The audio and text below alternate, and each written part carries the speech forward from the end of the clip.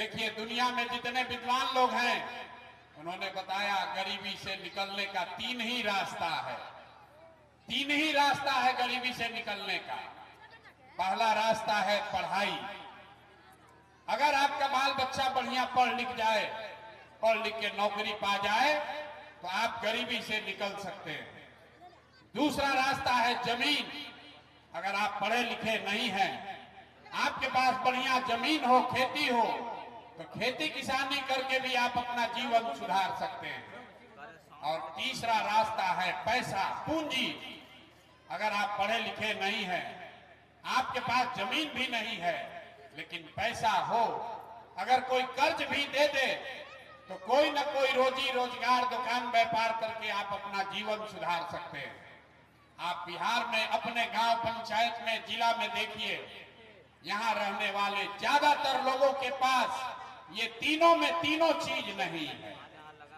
जो गरीब है उसके बच्चे के पास पढ़ने का उपाय नहीं है। आपका गरीब का बच्चा जाता है सरकारी विद्यालय में, खिचड़ी खाया, घरे चला आया।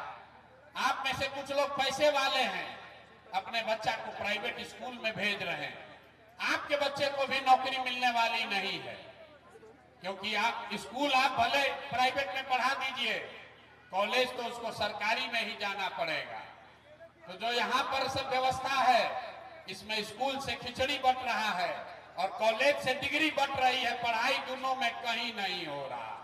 तो जब आपका बच्चा पढ़ेगा ही नहीं, तो मजदूर नहीं बनेगा तो कलेक्टर बनेगा। लेकिन यहाँ के आदमी को कोई चिंता ही नहीं है। ज्यादातर बच्चों के पास यहाँ पढ़ने की सुविधा नहीं है। ये नेता लोग बड़ा बड़ा दावा करता है। एक आंकड़ा याद रखिए, बिहार में 100 में 13 बच्चे ही 12वीं पास करते हैं। 100 में 13 बच्चा को 12वीं पास करने का अवसर है। 87 आदमी 12वीं पासे नहीं कर रहा है, वो नौकरी क्या करेगा? 78 साल हो गया, और ऐसा नहीं है कि पढ़ाई पर सरकार खर्चा नहीं कर रही है। आपका हमारा 50,000 करोड़ रुपया हर साल, 50,000 करोड़ रुपया खर्च होता है आपके बच्चों के पढ़ाई के नाम पर, और किसी 50 को बच्चा को भी पढ़ने का उपाय नहीं है।